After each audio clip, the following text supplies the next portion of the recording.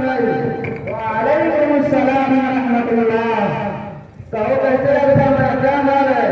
मैं अपना हाल क्या सुनाऊं सेठ जी, मेरी तकदीर तो ठिठिया गई है। स्टील प्लांट की नौकरी छोड़कर काश्तकारी में दिल गया, खेत खलिहान में लग गया, लेकिन किसी काश्तकारी से अपने बाल बच्चों को पढ़ाया लिखाया। 3 बेटियां हुई, एक का नाम अरैदल लदी, दूसरी का नाम सिरादल लदी और तीसरी का नाम तबारकल लदी। जमीन जायदाद बेच बाच कर तीनों ने शादी कर दी। 3 बेटे हैं, एक का नाम मिस्टर बाबू, दूसरे का नाम पुत्र बाबू और तीसरे का नाम पुत्र बाबू। मिस्टर बाबू को BA पास करवाया है और पुत्र को टैक्सी टेस्ट करवाया है और पुत्र बाबू को ग्रेजुएट करवाया है। अरे तुम भाई एक ग्रेजुएट क्या है? कोई 20 और 24 का काम है क्या? अरे मुकद्दर भाई आपको भी मालूम नहीं कि ग्रेजुएट पढ़ाई का नाम है। अच्छा आप ग्रेजुएशन बोल रहे हैं क्या? अरे हाँ वही तो मैं बता रही है। सुंदर बाबू को ग्रेजुएट बना दिया। जुम्मन भाई आप अपने बच्चों को इस्लाम जाने पढ़ाने के बाद आप उनको परेशान समझा क्यों नहीं रहते हैं? अस्सलाम वालेकुम भाई तशरीफ लाइए।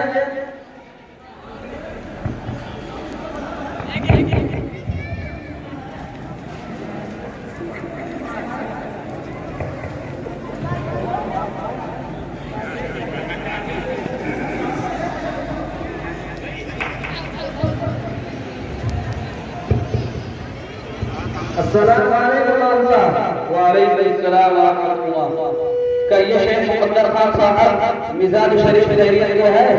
जुम्मन के साथ हमने कोई खास बात हो गया? कोई खास बात क्या हो गया साहब? बस ऐसे जुम्मन भाई से एक जमाने के बाद मुलाकात हुई, लेकिन उनकी खस्ता हालत देखकर मुझे बड़ा सदमा हो रहा है। तो मैं ये याद करना चाहता कि जुम्मन भाई आप इस तरह परेशान और भटिया क्यों नहीं रहते हैं?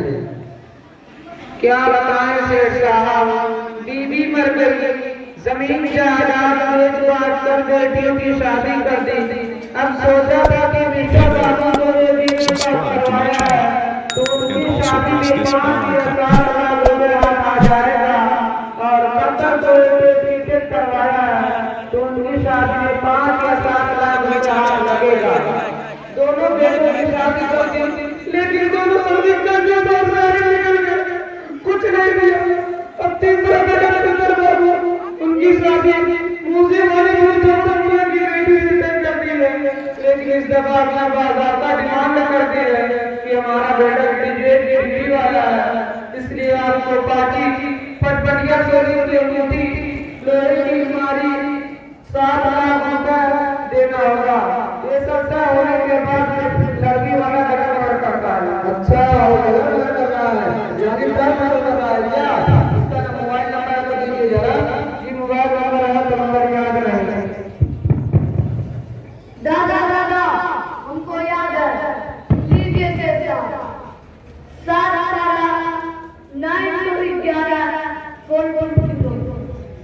आप भरोसे में बोल रहे हैं क्या? मैं शेख मुकद्दर खान बोल रहा हूँ। अस्सलाम वालेकुम वरहमतुल्लाहि वबरकातुहू।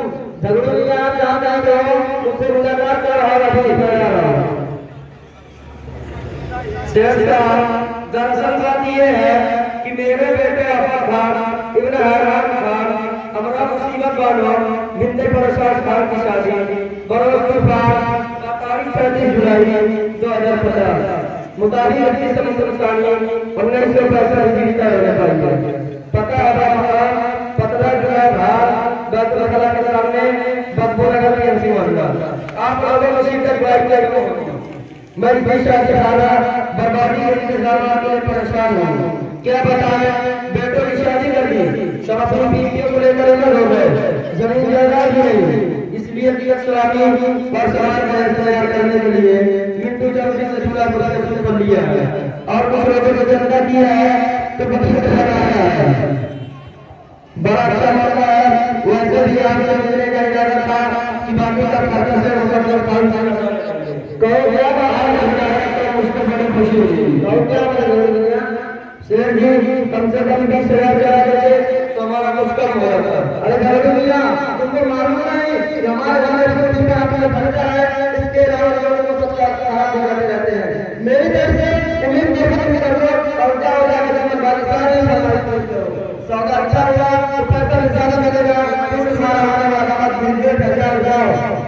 ऐसे ऐसे गुस्सा करते हैं वजह से हमें नहीं बोलना चाहिए, छोटा मोटा नहीं बात ऐसे ऐसे ये का है मेरे बारे में इसमें दिखाना नहीं है क्या सामने से क्या देखो एक आदमी ने भिखारी मेरे सामने जबान चलाता है।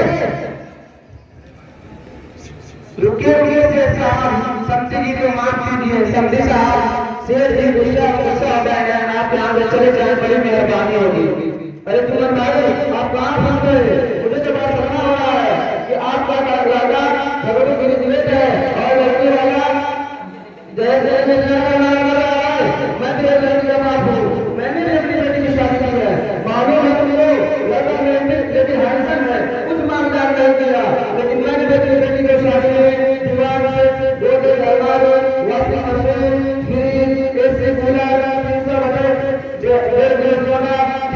चार के साथ और सामान दिया और मशवरा को एक भी अपराध बता एक ब्लड बाइक 51,000 की शेरवानी 17,000 का जूता और 3,000 की चलती। अरे बस कीजिए, आप लोगों की बात सुनकर तो मेरे कान रह गए, ऐसा लगता है आप गुरु कहने लगे क्या हुआ साहब, ये तो लोग बर्बाद कर रहे हैं।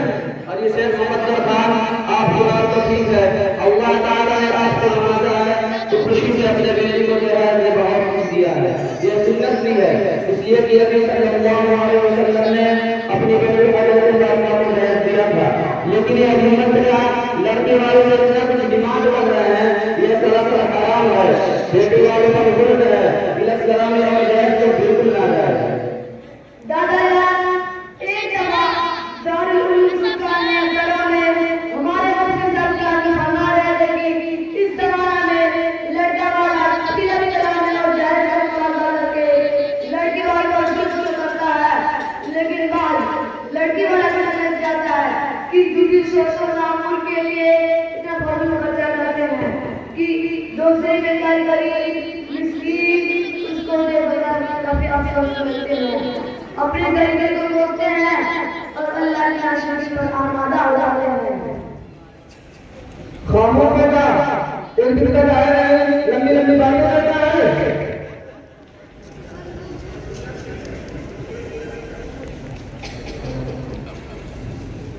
अस्सलाम वालेकुम रहमतुल्लाहि व बरकातुहू। वालेकुम अस्सलाम व रहमतुल्लाहि व बरकातुहू। खैरियत है मौलाना साहब? खैरियत तो ठीक है अल्हम्दुलिल्लाह, लेकिन ये बात मौलाना कैसे चल रहा है? कोई खास बात नहीं, बस अपने बेटे की दरबार में शादी कर रहे हैं, लड़की वाले से इलाज और दहेज की मांग कर रहे हैं कि नाजायज और हराम है, इनको समझा रहे हैं तो सियाने नहीं संभाल में अभी परवाह करे और कहने लगे आपने भी अपने बेटे की शादी में दहेज लिया है, अगर हमने लिया है तो कौन सा गलत किया है? दहेज तो सुन्नत है, सलामी है नाजायज है, बताइए आप। इमाम साहब आपका हुआ बोल रहे हैं कि सलामी और दहेज की मांग सब नाजायज है, ये गलत है, इसके साथ तो खानदान पूरा तबाह हो रहे हैं, आपस में दुश्मनी और गाली की अदालत में दुनिया में बढ़ रही है।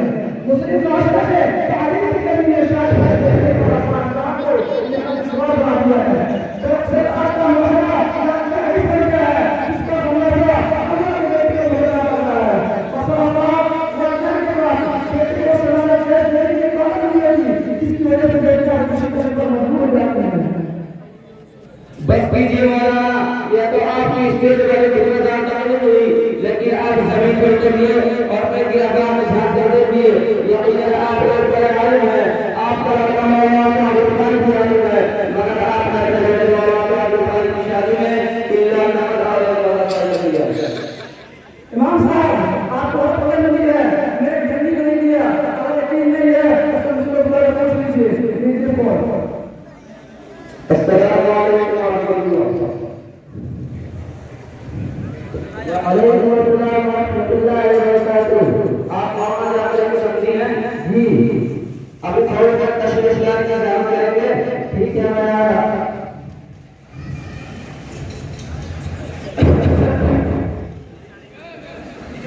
अस्सलाम वालेकुम व रहमतुल्लाहि व बरकातुहू। वालेकुम अस्सलाम जी फरमाइए, आपको खिदमत हूँ।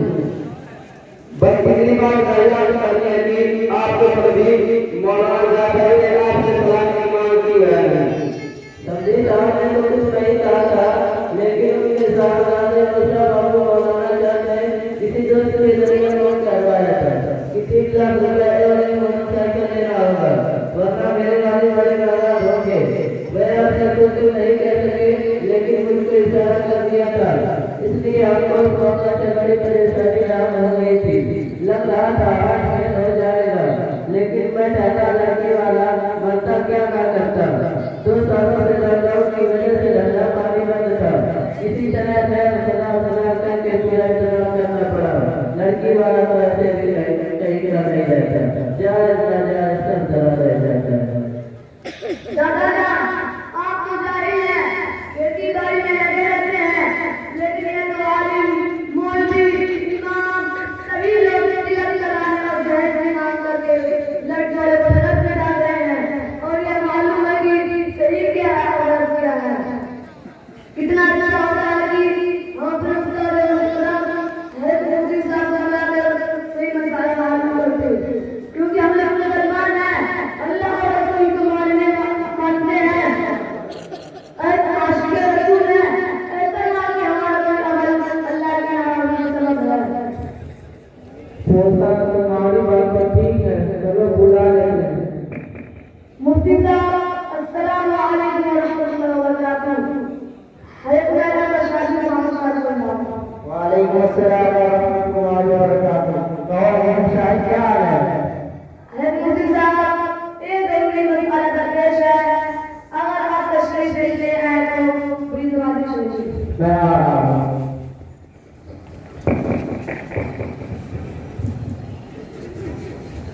अस्सलाम वालेकुम व रहमतुल्लाहि व बरकातहू। कहो भाई शिकायत क्या मसला है? हज़रत मुफ्ती साहब ये मेरे दादा हैं, खेती बाड़ी करते हैं, मेरे दादा की शादी है, उसमें चलाने और दहेज की डिमांड कर रहे हैं। लड़की वाला भी परेशान है। ये इमाम साहब है जो कहते हैं कि दहेज लेना सुन्नत है, सलामी लेना नाजायज है। ये मोहल्ला जाफरी है जो कहते हैं कि सलामी और दहेज लेना दोनों नाजायज है।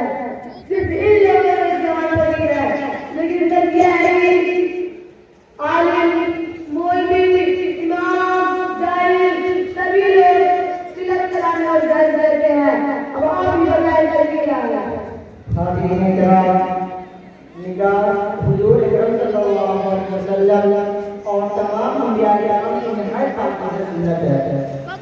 निगाह का नाम है 2 बार इजाज़त होगा, ना कि बराबरियों की लंबी कतार, ना बिल्कुल जहेज, ना उनका सुंदर बारियां, ना साफा ना हर्चा, निहायत आसान है। जहेज की सुन्नत हुजूर अकरम सल्लल्लाहु अलैहि वसल्लम ने फरमाया, इन आज़म का इबादत ऐसे ही मोहम्मद है, यानी वह इबादत से ज़्यादा है जिसमें इजाज़त से कम है। और जहाँ पर सवाल का जहेज का उम्र की तरफ है, शरीयत में की कोई हकीकत नहीं है। हज़रत मुफ्ती साहब, आप तो दहेज के असल को भी जहाँ बता रहे हैं, हालांकि यह सुन्नत है। आप हज़रत सल्लल्लाहु अलैहि वसल्लम ने अपनी बेटी की हज़रत फातिमा को दहेज दिया था। खामोश रहिए, आप अपने जिम्मेदार हैं, आवाम का दिमाग खराब होता है और दहेज की जिम्मेदारी का कोई मासूम का बात कर रहे हैं या आप अपने जिम्मेदार को रख रहे हैं, दहेज की जिम्मेदारी है। उन्होंने कल से दहेज के बारे में देखा और फिर कुछ देखा, जैसे हज़रत फातिमा रज़ियल्लाहु अन्हा की मैं कहता हूँ कि जरा बोल के भेजा गया है करवाया। मैं समझदार कीजिए और फिर दिमाग में दहेज का दिया दीजिए। और मैं आज तक पता कि दहेज का इस्लामी कुरान इसका इतिहास नहीं है। इंशाअल्लाह आज से आयत करते हैं कि जैसे रानी हम लोग हमेशा रखेंगे और इंशाअल्लाह आवाम का भी तकलीफ के दर्जा में बताएंगे इंशाअल्लाह। सलाम